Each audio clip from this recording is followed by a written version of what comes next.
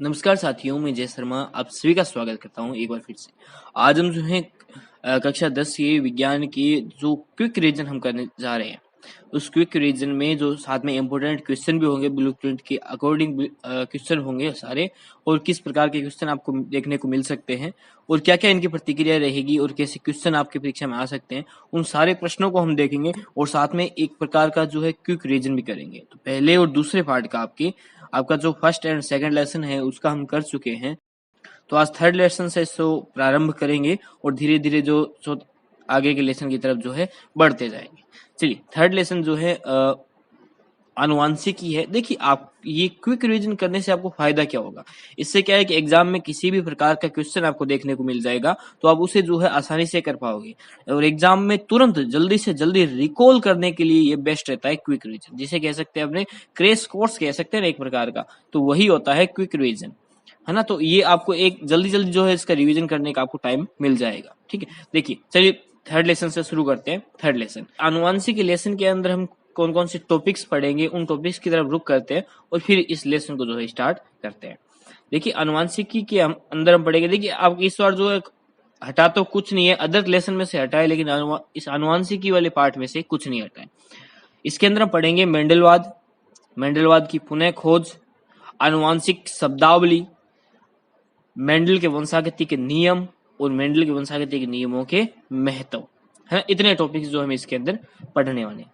आनुवंशिक शब्दावली से मीनिंग ये है कि मतलब जो इसमें टर्म्स यूज होते हैं उन टर्म्स की डेफिनेशन क्या हो सकती है, वो टर्म्स कैसे आए वो बताएंगे आपको। स्टार्ट करें।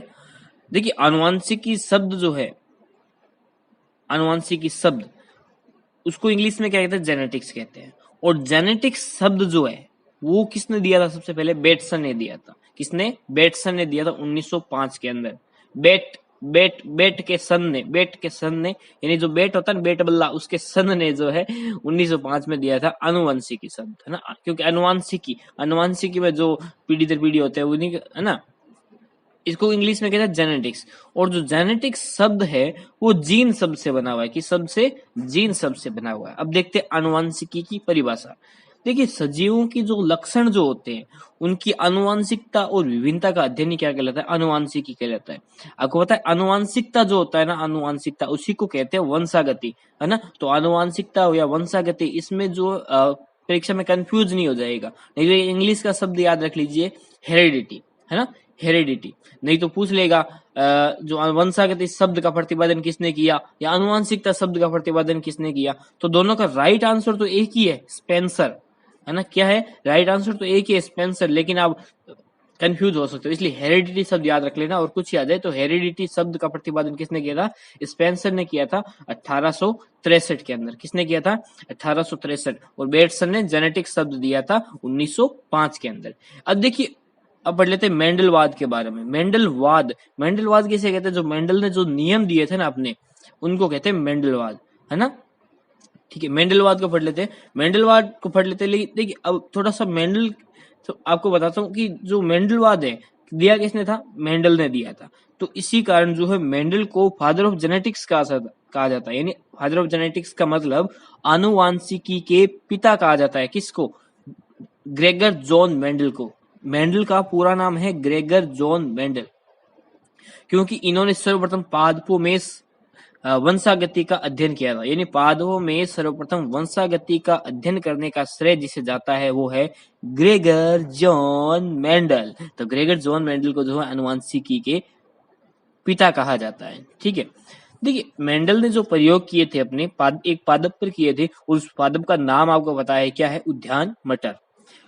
अब इसका वैज्ञानिक नाम हमें याद रखना आवश्यक हो जाता है, जरूरी हो जाता है, क्योंकि हर बार परीक्षा में प्रश्न पूछा जाता है कि उद्यान मटर का वैज्ञानिक नाम क्या है, या मेंडल ने जिस पादप पर प्रयोग किए उसका वैज्ञानिक नाम बताइए।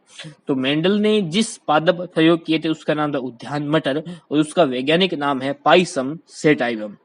कितना? Pisum sativum. अब पूछ ले परीक्षा में कि जो मेंडल ने मटर के पादप पर प्रयोग किए थे ये कितने वर्षों के भीतर किए थे, या कितने वर्षों के अंतराल में किए थे, मतलब कितने वर्षों तक किए थे, इस प्रकार का प्रश्न आपसे पूछा जा सकता है। तो ये ध्यान होना चाहिए। प्रश्न तो ये लगभग इस कितने वर्षों वाला नहीं पूछा, लेकिन ध्यान होना चाहिए ना।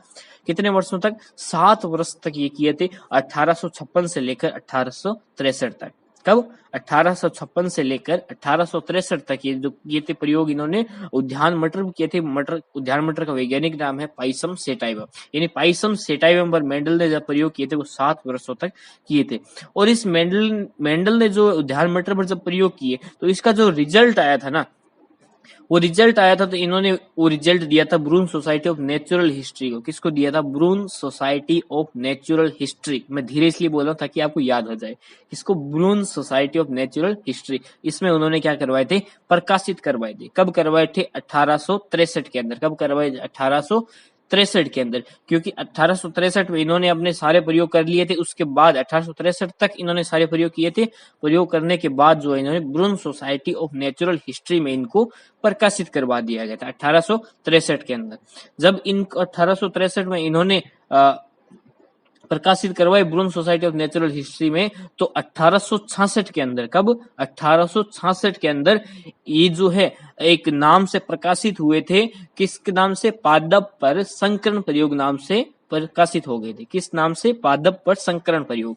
तो परीक्षा में प्रश्न यदि आपसे पूछा जाए पादप पर संकरण प्रयोग किसके प्रयोग हैं, तो किसके हैं? ग्रेगर जॉन मेंडल के। किसके? ग्रेगर जॉन मेंडल के। ठीक है। देखिए थोड़ा सा वैसे ध्यान रखना चाहिए, जरूरी तो नहीं है कि मेंडल की मृत्यु कब हुई थी। मेंडल की मृत्यु हुई थी 6 जनवरी 1884 के अंदर। कब हुई थी? 6 जनवरी 1884 के अंदर। ये बताना इसलिए आवश्यक हो जाता है क्योंकि आगे पुनः खोज करता हूँ, जब बताऊंगा तो इससे थोड़ा सा रिलेट करेंगे हम इससे। तो अब इसमें से जो आपके महत्वपूर्ण प्रश्न बनते हैं वो क्या बनते हैं कि मेंडल प्रश्न ये पूछ लेगा कि मेंडल की सफलता के क्या कारण थे, यानी मेंडल ने सफलता के क्या कारण थे, या मेंडल ने जो है मटर के पादप को ही क्यों चुना अपने प्रयोगों के लिए, है ना। इस प्रकार के प्रश्न जो आपसे देखने को मिल सकते हैं ना। इसके आप आंसर जो बता सकते हो कि 1 वर्षीय पौधा था, बहुत ही छोटा पौधा था, छोटी जगह में लगाया जा सकता था। इसके जो है आनुवंशिक लक्षण जो है प्राप्त किए जा सकते थे। इसमें कुछ चेंजेस करवाने होते थे, चेंजेस करवाए जा सकते, जैसे आपको दिखाई दे रहा है, तो आप ये जो है लिख सकते थे। तो एक प्रश्न और बन सकता है। प्रश्न ये कि मेंडल द्वारा चयनित मटर पादप के विप्रेयसी लक्षणों की सूची बनाइए। तो मेंडल द्वारा चयनित मटर पादप के विप्रेयसी लक्षणों की सूची बनाइए। तो सबसे पहले तो आपको ये लिखना होगा कि मेंडल द्वारा चयनित मटर पादप का वैज्ञानिक नाम या मटर पादप पाइसम सेटाइवम है। ठीक है। उसके बाद में इसके 7 विप्रेयसी लक्षण है जो कि निम्न प्रकार है। ऐसे लिख के आप लिख दोगे कौन कौन से लक्षण है इसके। देखो मैं जिस सीरीज में बता रहा हूँ उस सीरीज में आप लिखना और उस सीरीज में याद करने की कोशिश करना, आपको अच्छा याद होगा। पहले आप लिख दोगे पादप की ऊंचाई, पुष्प की स्थिति। क्या लिखोगे? पादप की ऊंचाई, पुष्प की स्थिति। ठीक है, लिख दिया। उसके बाद लिखोगे परिपक्व फली की आकृति, परिपक्व फली की आकृति, अपरिपक्व फली का रंग, यानी परिपक्व फली की आकृति होगी। उसके बाद लिख दोगे अपरिपक्व फली का रंग। उसके बाद लिख दोगे पुष्प का रंग, रंग का मैटर हो गया। उसके बाद में आप लिखोगे बीज की आकृति। क्या लिखोगे? बीज की आकृति। उसके बाद लिखोगे बीज का रंग। क्या लिखोगे? बीज की आकृति लिखोगे और उसके बाद लिखोगे बीज का रंग। इस प्रकार से आप लिख दोगे, है ना। परिपक्व फली जो है, परिपक्व फली कैसी होती है? या तो कैसी होगी, या तो फुली हुई होगी या चिपकी हुई होगी। अपरिपक्व फली होगी, उसका रंग कैसा होगा। 2 ही कंडीशन होती है, हर एक की 2 कंडीशन होती है। वो 2 कंडीशन आपको जो है याद रखनी है, एक प्रभावी हो जाएगी और एक अप्रभावी हो जाएगी। चलिए बढ़ते हैं आगे की तरफ। वैसे आपको दिखाई दे रहा है इसके अंदर कौन कौन सी क्या क्या प्रक्रिया होगी, है ना। आगे बढ़ते हैं। आगे है कि मेंडलवाद की पुनः खोज किसने की थी, है ना। परीक्षा में प्रश्न पूछा जा सकता है, रीडिस्कवरी ऑफ मेंडलिज्म या मेंडलवाद के पुनः खोजकर्ताओं के नाम लिखिए।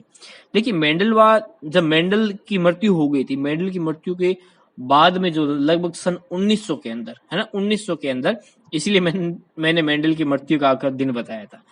1900 ईस्वी के अंदर क्या हुआ कि 3 वैज्ञानिक आए थे, उन्होंने मेंडलवाद की पुनः खोज की थी। कौन कौन थे ये? एक तो ह्यूगो डे व्रिज थे। मैं आपको इसको टेक्निक भी बताऊंगा कैसे आप इनके शहर के नाम इनके साथ याद कर सकते हो। ह्यूगो डे व्रिज है तो है से ह्यूगो, है से हॉलैंड। तो कहां से थे ये? हॉलैंड से थे। एक है कॉर्ल कोरेंस, ठीक है, और एक है इरिक वाक्स सरमेक। देखिए शेर मेक, यानी जो शेर है वो तो मेंडल का जो शहर होगा उसके शहर से ही होगा, तो भी शेर होगा, नहीं तो नहीं होगा। तो एरिक वान शेरमेक जो है ऑस्ट्रिया के थे। कहाँ के थे? ऑस्ट्रिया के। क्यों? क्योंकि ये मेंडल का भी था। ठीक है, ऑस्ट्रिया से थे। तो बचा जर्मनी, तो कोल कोरेंस जो कहाँ के थे? जर्मनी के। जर्मनी के कोल कोरेंस, तो आप इनको ऐसे याद कर सकते हो, हॉलैंड के ह्यूगो डे व्रिज, जर्मनी के कोल कोरेंस और ऑस्ट्रिया के एरिक वान शेरमेक। ठीक है, अब आता है संकरण से टॉपिक। देखिए संकरण, देखिए संकरण में हम पढ़ते हैं प्रभावी और अप्रभावी के बारे में। प्रभावी क्या होता है? देखिए जब संकरण होता है तो उसके अंदर जब पीढ़ी प्राप्त होती है, सबसे पहले उस पीढ़ी को कहते हैं F1 पीढ़ी। तो F1 पीढ़ी के अंदर जो लक्षण प्रभावी होगा वो लक्षण दिखाई देगा, और जो लक्षण अप्रभावी होगा वो लक्षण छुप जाएगा। तो इस तरीके से हम प्रभावी की परिभाषा दे सकते हैं। F1 पीढ़ी के अंदर किन्हीं दो पादपों का युग्मन कराने या संकरण कराने पर F1 पीढ़ी के अंदर जो लक्षण दिखाई देते हैं वह लक्षण प्रभावी लक्षण होते हैं, और दूसरा लक्षण दब जाएगा तो वह लक्षण जो दब जाते हैं या दिखाई नहीं देते हैं वह अप्रभावी लक्षण कहलाते हैं। ठीक है, तो इस तरीके से हमारे को कौन सी पीढ़ी प्राप्त होगी? सबसे पहले जो पीढ़ी प्राप्त होती है वो होती है F1 पीढ़ी। देखिए एक इसी के साथ एक आपको टर्म्स याद रखने की जरूरत है। एक होता है परीक्षण संकरण। क्या होता है? परीक्षण संकरण। और एक होता है संकर पूर्वज संकरण। देखिए परीक्षण संकरण जिसको कहते हैं टेस्ट क्रॉस, और एक होता है संकर पूर्वज संकरण जिसको कहते हैं बैक क्रॉस।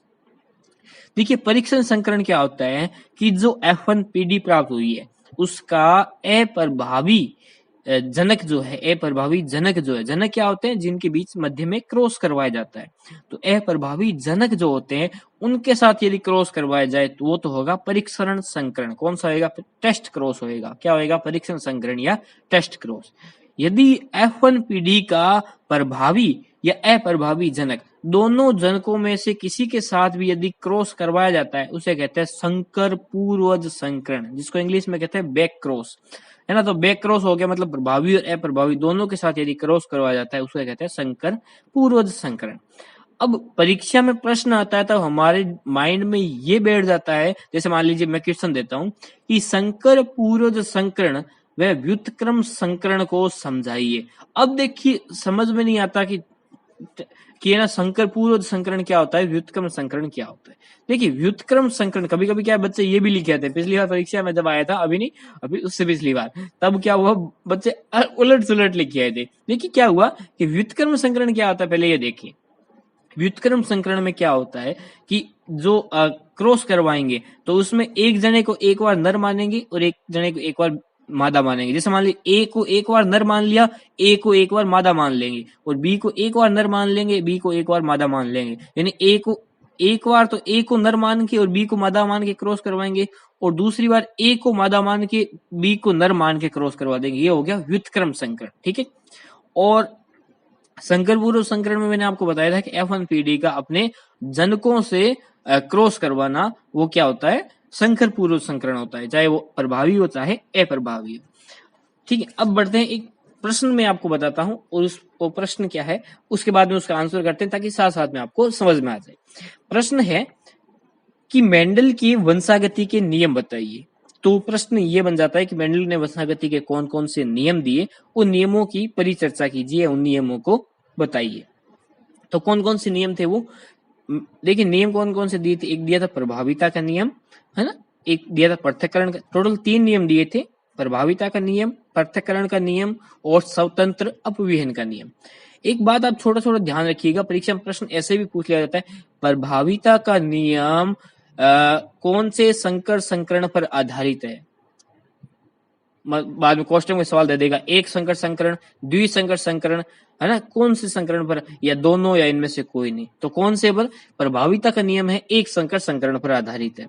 पृथक्करण का नियम जिसको युग्मकों की शुद्धता का नियम भी कहते हैं, यह भी एक संकर संकरण पर आधारित है। लेकिन स्वतंत्र अपव्यूहन का नियम जो है, स्वतंत्र अपव्यूहन का नियम वो है द्विसंकर संकरण पर आधारित है। ठीक है, मेंडल का सिर्फ एक ही नियम द्विसंकर संकरण पर आधारित है, जबकि 2 नियम, प्रभाविता का नियम और पृथक्करण का नियम जिसे स्वतंत्र अपव्यूहन का नियम भी कहते हैं, यह एक संकर संकरण पर आधारित है। ठीक है, तो इसमें क्या होता है ये हम जान लेते हैं। देखिए अब देखिए सबसे पहले जानते हैं हम प्रभाविता का नियम। प्रभाविता के नियम में क्या कहता है कि देखिए कोई भी दो विप्रेसी संयुग्मी पादप जो है, विप्रेसी सहयुग्मी पादप है ना, ये लंबा और बोना, जैसे लंबे के लिए टी टी कैपिटल वाले और बोने के लिए स्मॉल वाले टी टी ले लेंगे। तो ये क्या है कि इनके मध्य में यदि क्रॉस करवाया जाता है तो F1 PD प्राप्त होगी, जिसमें कि लंबा वाला पादप जो है प्रभावी रहेगा। इस प्रकार से जो लक्षण होता है, मतलब जिसमें जो प्रभावी रहता है, उसमें जो मैंने आपको प्रभावी और अप्रभावी की डेफिनेशन दी थी वो भी आप इसके अंदर लिख देना। तो इस प्रकार से प्रभाविता का नियम जो इसके अंदर लिख सकते हैं। तो इसमें करना क्या है कि आपको लंबे पादप बोने पादप में क्रॉस करवाना है और संकर लंबे पादप आपको प्राप्त हो जाएंगे और F1 पीढ़ी इस तरीके से आपको प्राप्त हो जाएगी। इसी पीढ़ी से आगे जो है क्रम से चलेगा, इसके आगे चलेगा पृथक्करण का नियम, क्योंकि अब F1 पीढ़ी जो प्राप्त हुई है, इस F1 पीढ़ी में दोनों युग्म जो है एक दूसरे से पृथक हो जाएंगे, है ना। दोनों लक्षण जो है इसके लंबे और बोने वाला, ये संकर लंबे हैं तो ये दोनों पृथक हो जाएंगे और एक नया रिजल्ट निकालेंगे जिसको कहते हैं F2 पीढ़ी। तो वो नया रिजल्ट आने के कारण इसमें क्या है कि जो युग्मक जो होते हैं वो पृथक पृथक हो जाते हैं, इस कारण इस नियम को कहते हैं पृथक्करण का नियम। ठीक है। तीसरा है स्वतंत्र अपव्यूहन का नियम। स्वतंत्र अपव्यूहन का नियम, स्वतंत्र अपव्यूहन का नियम क्या है कि इसमें जितने भी युग्मक हो जो होते हैं, पृथक पृथक तो पहले ही हो चुके होते हैं, वो सारे एक दूसरे जो है स्वतंत्र हो जाते हैं। कोई भी किसी पे जो है प्रभावी नहीं होता, कोई भी किसी पे अप्रभावी नहीं होता। और परीक्षा में प्रश्न आपसे ये भी पूछा जा सकता है कि मेंडल के स्वतंत्र अपव्यूहन के नियम को चेकर बोर्ड की सहायता से समझाइए। तो इसमें क्या है कि आपको जैसे पादप लेने और पादप इसमें y/r वाले आपको दिए हुए हैं आपकी बुक में ना, y/r करके दिए हुए, जैसे सीबीएसई बोर्ड में टी करके दिए हुए होते हैं। तो आपके आरबीएसई बोर्ड में y/r बड़े capital Y capital R small y small r इस प्रकार से आपसे दिए हुए हैं। और इनको आपको याद कैसे रखना है, इसकी बहुत अच्छी टेक्निक है, मैं आपको बताता हूँ। देखिए आप ऐसे मान लीजिए, आप एक साइड लिखिए capital Y small r capital R small y, इसमें मतलब इसमें लिख लीजिए y/r इस प्रकार आप जो लिख लीजिए।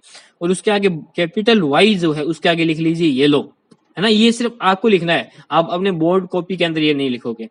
उसके आगे लिख लोगे येलो, और कैपिटल R जो है उसके अंदर आगे लिख लोगे गोलाकार।